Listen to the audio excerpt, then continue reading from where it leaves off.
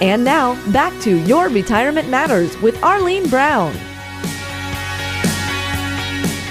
And welcome back, folks. This is Jeff Davis with Arlene Brown. Arlene, it's time to answer questions from listeners, one of our favorite segments in our show. Our first question is from George in Alpharetta, who asks, he says, my wife and I now live in Costa Rica. Costa Rica. Isn't that it? Costa Rica. Yeah, Nicaragua. I love that. Costa Rica. We have a mortgage on our Alpharetta rental home, and we have enough mutual fund holdings to pay it off. Would it be best to do that or to invest in a second home where we would like to retire? That's a great question. And a nice place as well. Beautiful place. Have you been to Costa Rica? No, have you? No, but I've been to Ecuador. So I like those places. Yeah. Mm-hmm. Not too cold there, huh? No, it's like 7-8 degrees all year round. Wow. Yeah, beautiful. So, George, I guess you haven't bought your home in Costa Rica then.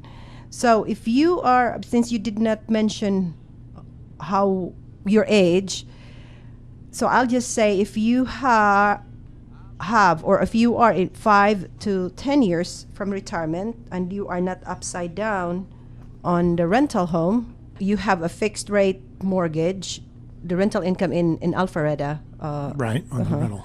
And it's covering the mortgage payment, so there's no need to pay off the mortgage. So you can continue to pay the mortgage and then you can continue to get the deduction or the tax write-off.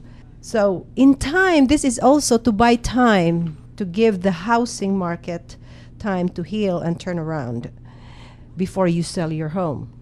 You know, some people, though, the temptation is to pay off that mortgage. They just want to get it behind them and don't have that mortgage payment to make anymore. It's very for the rest of their life or whatever. It's very psychological, really.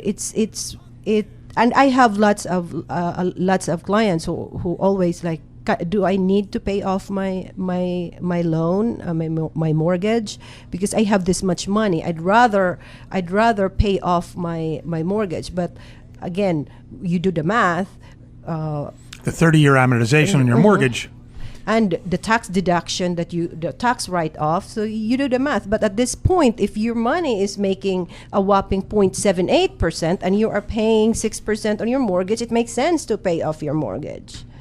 So I guess my saying, if the second home has devalued tremendously and is priced low enough, then you may sell your mutual fund and use the proceeds to buy it, assuming that the mutual fund or the future sale of the Alpharetta property would pay off the balance on the Costa Rica or your second home that you are getting ready to where you want to retire. And congratulations, George. Costa Rica must be a very nice place to retire. Yeah, and you can live like a prince there. Yeah. Yeah. Uh-huh. All right, next question from Betty in Duluth. She says, I had a bad accident and was supported by family and friends for a couple of years, during which time I did not file an income tax return. Uh-oh. Yeah. The IRS, they're pretty forgiving, but you got to file that return. Yes. When I applied for Social Security benefits, I learned that I'm also entitled to benefits from the account of my deceased ex-husband. I also collected a lump sum from his pension. The question is, do I owe taxes? I wish these people would put their age. She did say Social Security, so we know that she's not 40, but... Well, she could be 62. Right. Uh-huh. So the answer is really dependent very much on the amount of money, how much money you got and how much you might have earned separately. I suggest you really see an accountant to have your tax returns prepared in order to take advantage of all the possible credits and deductions. And Betty, now please don't wait the IRS to contact you. Go ahead, see an accountant right now. Yes, you need to file those taxes. Let me ask you something. You see these commercials on TV, these people that are going to help you with your IRS debt and all this kind of stuff. They're going to negotiate it for you. I've had some limited dealings with the IRS years ago when I practiced law. And I found them actually to be pretty nice, believe it or not. They weren't the monsters that they're portrayed in these commercials. At least my limited dealings with them, they actually were pretty nice people. If you don't run away, and if you file a return, for instance, I found them to be fairly reasonable people. They are very reasonable. As long you say, it's sometimes it's a reaction from us. Even myself, when I see any correspondence from the IRS, my knees wobbles. Yeah. I don't like it. Imagine talking to an IRS representative. So it's really us. But really, I've spoken with not because they ask questions. As long as you can support, you have all the documentations, they would not harass you or anything. They're decent people. Yeah, every once in a while we get a letter here from IRS, and I'm, oh my God, what happened? And I open it up, and they have a public service announcement they want us to run or something. Yes, and the answer is yes, absolutely. And you know what? When I remember it is the same feeling when I was still going through my immigration the immigration process. Any correspondence from the Department of Justice Immigration Bureau is so scary. And there was nothing. It was just notifying me that my paper is in place, and that they are going to contact me. Expect a correspondence from them in the next 4 months. But then the feeling is there. Wobble. My knees wobbles. I mean, it's just. No, I understand. So imagine. So IRS. Can I just take a moment to tell our listeners, you originally hail from the Philippines. I am from the Philippines. I came here 17 years ago. Mm-hmm. And what a great story. You know, you came here and just, you had your education from the University of the Philippines or the University of Manila? You know, Jeff, whenever someone asks me, so you are from the Philippines? And yes, you know what comes to my mind? It's Napoleon Hill's. He said that desire is the starting point of all achievements. Not a wish, not hope, but it's the pulsating desire it's the pulsating desire, really. And you had that desire. And I had the pulsating desire to become to live the American dream. And I can up to this day, I can remember exactly the feeling I had when I boarded that flight, Northwest Flight 192 on March 30, 1994. Oh, I still Straight remember. from the Philippines, yes. Wow. And when the immigration officer looked at me and looked at my passport and said that my full name will not fit, my whole full name will not fit in his screen, I just smiled and told him that you can do whatever you want, sir. Yeah. if you instead, I can only put Maria. That's all, because my full name is Maria Faye Arlene. That's my full first name, and it wouldn't fit in the screen. And so I smiled and I said, whatever you want. Whatever you want, sir. Just let me in. Do people, and it's so refreshing, because I know people who have immigrated here from other countries, and they don't have that love of America that people like you have, or people like me, and I feel like saying, well, then go back to wherever you came from, Russia or wherever it was. Mm-hmm.